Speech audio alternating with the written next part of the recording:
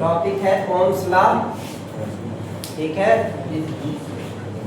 तो ये Ohm's law का मतलब ये है कि एक जॉर्ज साइमन ओम नाम के साइंटिस्ट हुआ करते थे, ठीक है। करते थे का मतलब थे हो गए, वो मर लिए, अब तक जिंदा नहीं है। तो उन्होंने एक नियम दिया, ठीक है। उसी नियम को उनके नाम पर ही कहा जाता है ओम्स लॉ, ओम का नियम, ठीक है। तो ये जो ओम का नियम है,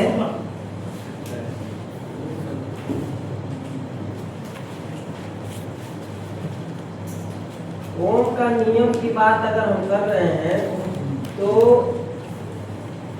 इन्होंने ये कहा था कि जब एक कंडक्टर हो हमारे पास, ठीक है, और उस पर हम वोल्टेज सप्लाई दें, उसमें धारा प्रवाहित हो, ठीक है। जब धारा प्रवाहित होगी तो उसको दिया गया वोल्टेज और उसमें प्रवाहित होने वाली धारा का अनुपात एक कांस्टेंट होगा, जो उस तार का प्रतिरोध कहलाएगा। आर से दिखाएंगे, ऐसा उन्होंने बताया।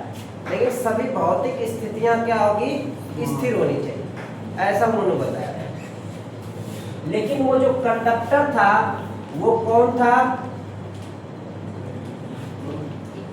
ये जो कंडक्टर यूज किया उन्होंने मरकरी का यूज किया, ठीक है। नहीं पता हो नोट करते जाइए।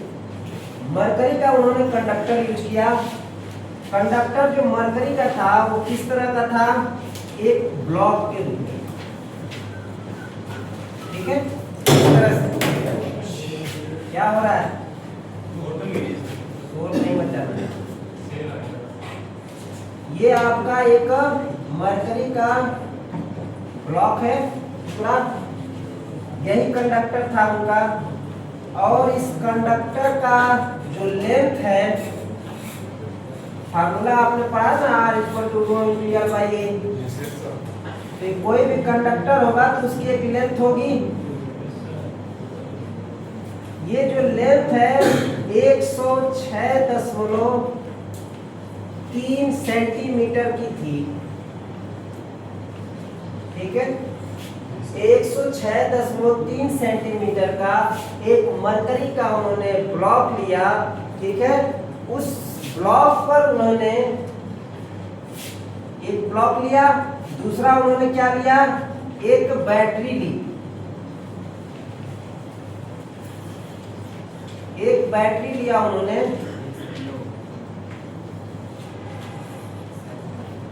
ठीक है। ये बैटरी कौन सी थी? इलेक्ट्रो केमिकल बैटरी थी ये, ठीक है। इलेक्ट्रोकेमिकल बैटरी या सेल कहिए, उन्होंने इसका इस्तेमाल किया, ठीक है। फिर कनेक्टिंग लीड के माध्यम से इसको इस मरकरी के ब्लॉक पर सप्लाई दी, ठीक है।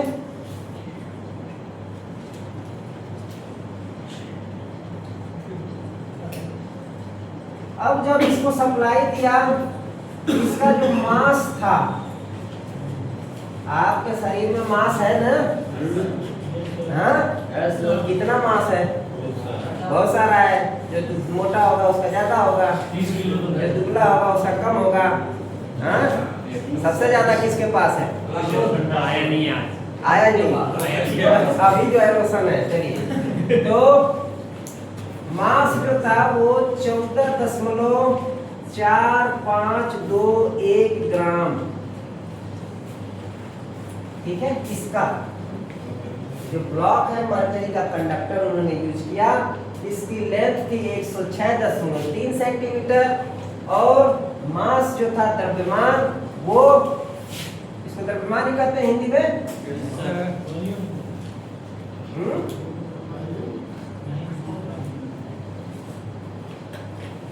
तो 14.144521 ग्राम था। अब इस पर इन्होंने इलेक्ट्रोकेमिकल बैटरी से सप्लाई दी, ठीक है, जिसका वोल्टेज फिक्स रहेगा, ठीक है। हमने वोल्टेज दिया, यहाँ पे क्या हुआ, धारा फ्लो हुई, ठीक है। तो उन्होंने यही कहा कि हाँ, साथ में उन्होंने भौतिक स्थितियां सेम रखनी है। भौतिक स्थितियां सेम रखने का मतलब ये है कि भौतिक स्थिति क्या है, टेम्परेचर है और प्रेशर है।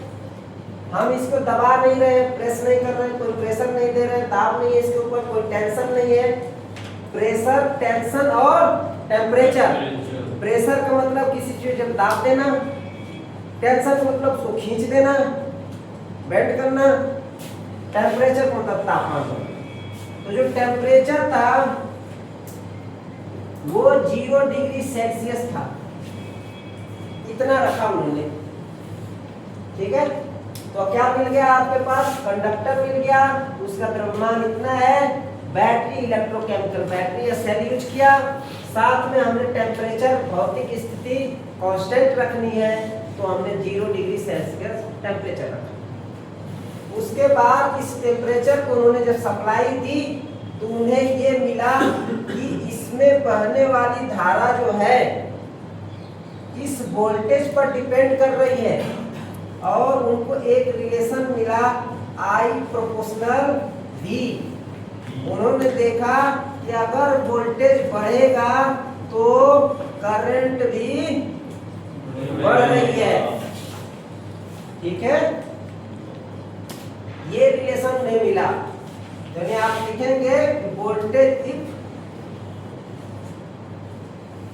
इफ वोल्टेज इंक्रीजेज, यदि वोल्टेज बढ़ रहा हो तो धारा भी बढ़ेगा, ऐसा उन्होंने दिया। दूसरी चीज उन्होंने ये कहा कि अगर इन दोनों का रेशियो देखा जाए, अनुपात V/I, तो वो एक कांस्टेंट होगा, ठीक है। इनका जो रेशियो आएगा वो एक कांस्टेंट आएगा, यानी स्थिरांक, स्थिरांक आएगा, जिसको उन्होंने, जिसे R से प्रदर्शित किया गया, R से। और यूनिट की बात करें तो उन्होंने ही ढूंढा, जॉर्ज साइमन ओम नाम के साइंटिस्ट थे, लिख भी देंगे पूरा नाम इनका, जॉर्ज साइमन ओम, हाँ, गो बैक साइमन, हाँ।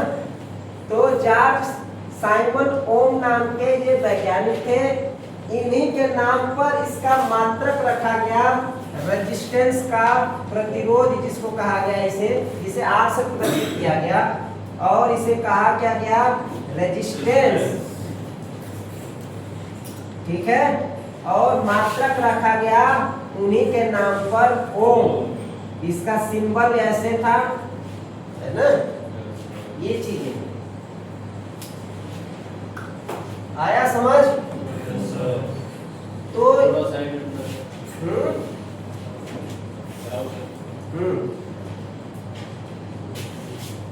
नोट कर लीजिए। तो क्या मिला, भौतिक स्थिति जब सामान्य रही, स्थिर रही, उसमें कोई परिवर्तन नहीं हुआ, टेम्परेचर 0 डिग्री सेंटीग्रेड रखा उन्होंने। मरकरी का ब्लॉक कंडक्टर लिया, उसका लेंथ था 1.6-3 सेंटीमीटर, और उसका मास जो द्रव्यमान था 14.4521 ग्राम। इसमें जब उन्होंने सप्लाई दी इलेक्ट्रोकेमिकल बैटरी द्वारा, सेल द्वारा, तो उन्होंने ये देखा कि I जो जैसे जैसे इसमें वोल्टेज बढ़ रहा है वैसे वैसे वहां पे धारा भी बढ़ रही है, इसमें बहने वाली, ठीक है। और अगर इसमें डिटेल में जाएंगे तो आप क्या करेंगे, धारा पता करने के लिए यहाँ एमीटर लगा लेंगे, है ना, और वोल्टेज चेक करने के लिए यहाँ पे आप वोल्टमीटर लगा लेंगे, ठीक है। बाकी आपको बैटरियां यहाँ बार बार चेंज कर सकते हैं। वोल्टेज मान लीजिए हमने पहले 12 वोल्ट दिया, बाद में हम 8 वोल्ट दे सकते हैं, 6 वोल्ट दे सकते हैं। V1 ऐसे कर लीजिए, V1 V2 V3, एक तो ऑप्शन ये है। बाकी आप रेगुलेट कर सकते हैं वेरिएबल रजिस्टर लगा करके, ठीक है। प्रैक्टिकल आप कर सकते हैं, किए होंगे इसका। तो ये चीज है, आपको वोल्टेज बदलना है। जैसे जैसे वोल्टेज हम बदल रहे हैं, धारा भी क्या हो रही है, इंक्रीज हो रही है, उसी रेशियो में बढ़ रही है। क्लियर? ये चीज है, ये चीज उन्होंने बताया। आया समझ? ओम का नियम। तो उन्होंने यही कहा कि एक मरकरी के ब्लॉक कंडक्टर में जिसका लेंथ 106.3 सेंटीमीटर था, उसका मास 14.4521 ग्राम, उसमें अगर हम एक इलेक्ट्रोकेमिकल बैटरी से सप्लाई देते हैं तो उस कंडक्टर से बहने वाली धारा उस सप्लाई वोल्टेज के ऊपर डिपेंड करता है और उसमें प्रोपोर्शनलिटी का रिलेशन होता है, I proportional V, directly proportional होते हैं, ठीक है। यही चीज उन्होंने बताया।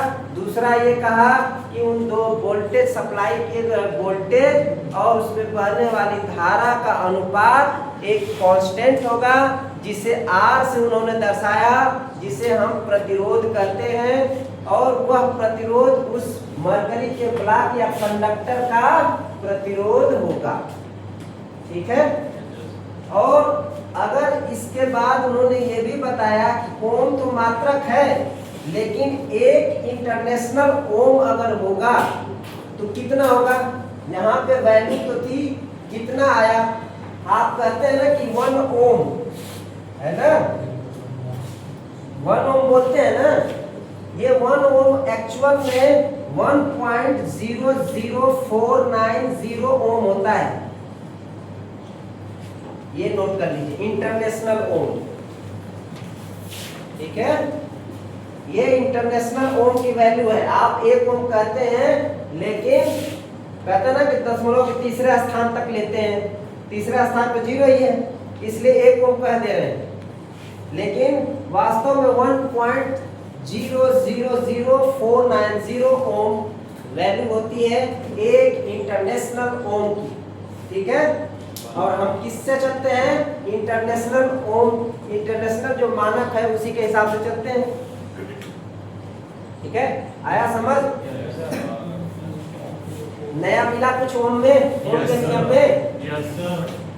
वो जो आप करते हैं V=IR, वो डिराइव फार्मूला है, वो मैथमेटिकली है, मैथ के हिसाब से। पहले तो ये किया उन्होंने एक्सपेरिमेंट में, ठीक है। हो गया ना? नोट हो गया? आ गया समझ? कहीं कोई दिक्कत? बहुत अच्छे। अब ये चीज आप वेरीफाई भी कर लिए इस तरह से यूज करके प्रैक्टिकली, और कुछ इसमें ठीक है मिटा दें।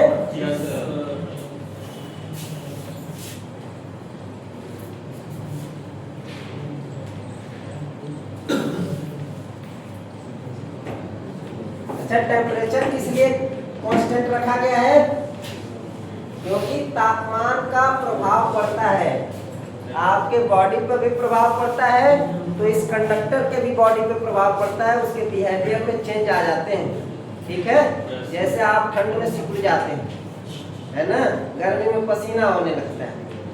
तो कहने का मतलब यह है कि आपको भी दिक्कत है, तो वैसे इसको भी दिक्कत है। आप भी एक मटेरियल हो, ये भी एक मटेरियल, मटेरियल के ऊपर तापमान का प्रभाव पड़ेगा। इसलिए जो है कह रहा है कि तापमान फिक्स रखोगे तभी ये चीजें मिलेगी आपको, रिलेशन।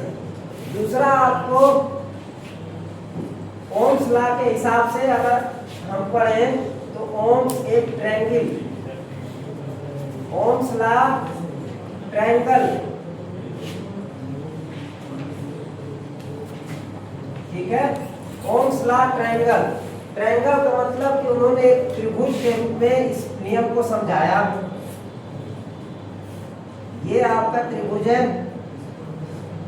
इसमें आप सेक्शन बना लीजिए। यहाँ पे V, यहाँ I और R। जो आप V equal to I R formula करते हैं तो एक तो ऑप्शन ये है कि V equal to I R आप ऐसे ही याद कर लो, अब मैथ के हिसाब से इधर उधर कर लो पक्षांतर।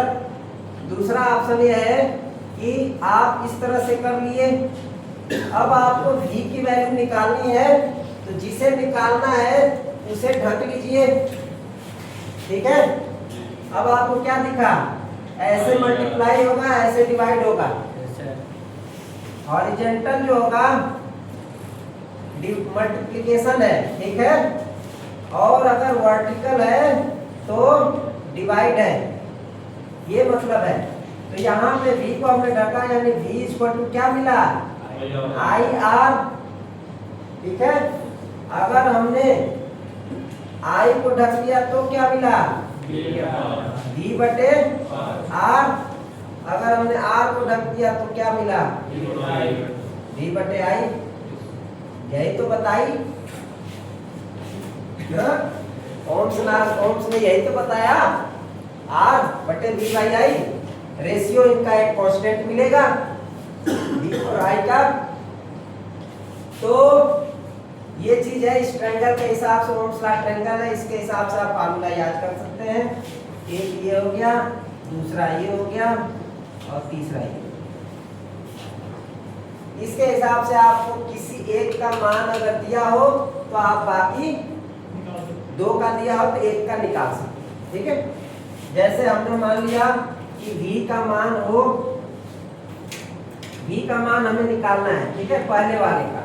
अगर I का मान दे दिया 2 एम्पियर, R का मान दे दिया 5 ओम, तो V कितना हो गया, I R से करेंगे 2 इंटू 5, 10 वोल्ट, ठीक है।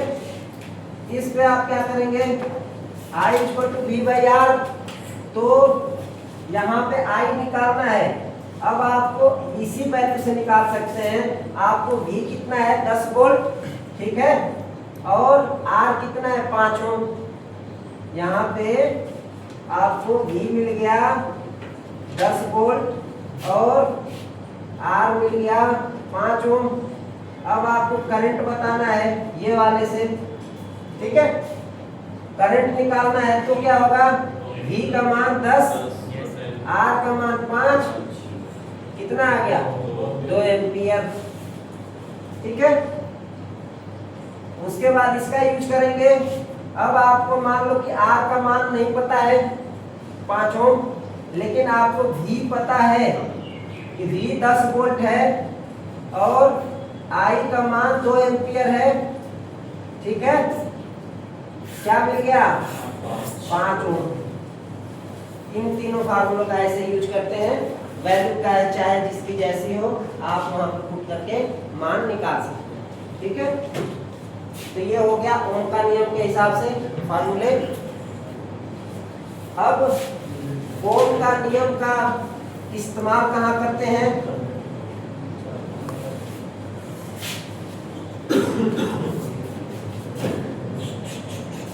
देखिए जो ओम का नियम है वो डीसी सप्लाई पर ही वेरीफाई होता है, ठीक है। डीसी सोर्स का ही इस्तेमाल करना है। बाकी आप बेशक लैब में आपने एसी से किया, लेकिन यहाँ पे आप एसी को डीसी में कन्वर्ट कर सकते हैं। उससे करके करिए, एग्जैक्ट वैल्यू आएगा ओम का नियम ही। बाकी आप वहाँ पे क्या कर रहे हैं, कंडक्टर भी आप मरकरी का यूज नहीं कर रहे हैं, है ना, यूज तो आप दूसरा ही कर रहे हैं लोड का। लेकिन फिर भी आपको ये चीजें देखने को मिल रही है कि हम करंट बढ़ा रहे हैं तो वोल्टेज बढ़ा रहे हैं तो करंट भी चेंज हो रहा है, बढ़ रहा है। वोल्टेज घट रहा है तो करंट घट रहा है। लेकिन अगर कोई लोड हो और उसमें कहा जाए कि ये 100 वाट या 1000 वाट का कोई लोड, 1000 वाट का, ठीक है, अगर उसमें वोल्टेज हम कम दे दें तो उसमें बहने वाली धारा का मान क्या कम होगा, क्योंकि वो पूरा पावर लेगा। जब पूरा पावर लेगा तो करंट का मान बढ़ा देगा वो, समझ गए। यानी अगर कोई फैन है, अगर वो वोल्टेज कम वोल्टेज पर चल रहा है तो उसमें धारा ज्यादा प्रवाहित होती है वोल्टेज की अपेक्षा। होगा कि नहीं होगा? उसका जितना पावर है उतना चाहिए ना उसे। अब उतना नहीं मिला तो क्या करेगा? ट्रांसफार्मर में यही तो होता है, सेम पावर ट्रांसफर करता है। उसके प्राइमरी में वोल्टेज कम हो गया, सेकेंडरी में वोल्टेज क्या होगा? स्टेप डाउन अगर है तो वो सेम पावर को ट्रांसफर करेगा। अब वहां पे पावर ट्रांसफर करने के लिए वोल्टेज बढ़ेगा, कम होगा तो करंट बढ़ेगा भी तो बढ़ेगा। वो तो फिक्स रखेगा पावर। यानी लोड जो है आप कम वोल्टेज पर चलाएंगे तो पंखा का जलने की संभावना ज्यादा है। ठीक है, कम वोल्टेज पर जल्दी जलेगा। ठीक है, वोल्टेज थोड़ा सा 10 वोल्ट अधिक हो तो ठीक चलेगा, कोई दिक्कत नहीं है, जलेगा नहीं जल्दी। कम वोल्टेज पे जल्दी जलता है क्योंकि फोर्स उसमें कम पैदा हो रहा है, बल और काम क्या कर रहा है, चलेगा तो जल जाएगा, लोड उसके ऊपर ज्यादा है।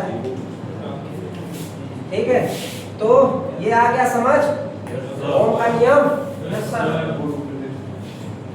अब ओम का नियम का इस्तेमाल हम कहाँ करेंगे ये जानते हैं।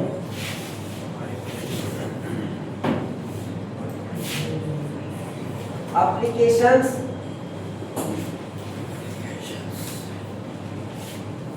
Of Ohm's law. ओम का नियम का हम अनुप्रयोग कहाँ कर सकते हैं? तो पहले तो इसे हम डीसी सर्किट में यूज कर सकते हैं, है ना। डीसी सर्किट में आपको निकालना हो current, resistance, voltage, formula use करके निकाल सकते हैं। दूसरा, अगर हम बात करें तो ये लीनियर सर्किट में यूज होता है।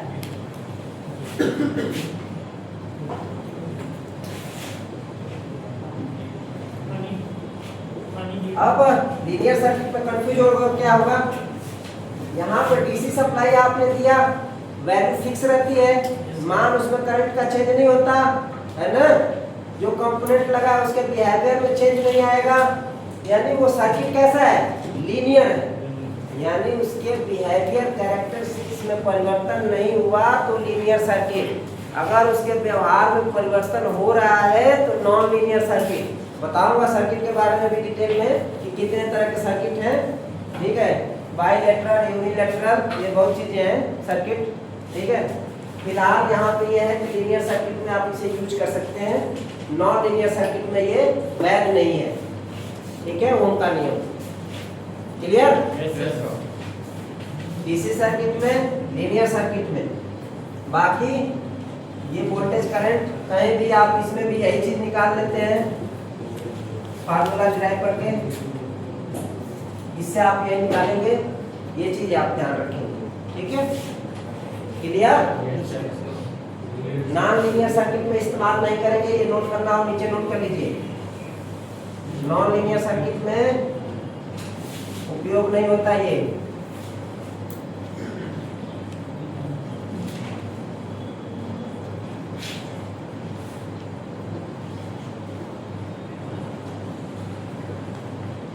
देखो, नॉन लीनियर सर्किट के लिए है ही नहीं, लेकिन करते क्या है, हम यूज करके निकाल लेते हैं, नियर अबाउट आंसर आ जाते हैं। थोड़ा सा अंतर रहेगा, है ना। कैरेक्टरिस्टिक में जितना परिवर्तन होगा उतना ही अंतर आएगा, नहीं होगा नहीं आएगा। ठीक है, नहीं होगा तो लीनियर सर्किट कहा जाएगा। हो गया चेंज तो नॉन लीनियर सर्किट हो गया। ठीक है, लीनियर यानी रैखिक, नॉन लीनियर का मतलब अरैखिक। ठीक है, रैखिक यानी सीधा एक है, लाइन इसमें कोई विचलन नहीं है। अरैखिक का मतलब विचलन है। ठीक है, अब एक आध एग्जांपल की अगर हम बात करें तो नॉन लीनियर में अगर हम डायोड यूज कर रहे हैं तो ये नॉन लीनियर हो गया। ठीक है, आपने सिर्फ एक रजिस्टर यूज किया, ये लीनियर हो गया। क्या समझे? रजिस्टर जो होते हैं मैग्नीन और कॉन्स्टेंट इसका बनाते हैं ना, यूरेका का। ये जो है एक तरह से इनके ऊपर तापमान का प्रभाव ज्यादा नहीं, ना के बराबर। ठीक है, तो इसको जो है ये जो है लीनियर में आ जाए। क्लियर हो गया? ओम्स लॉ खत्म।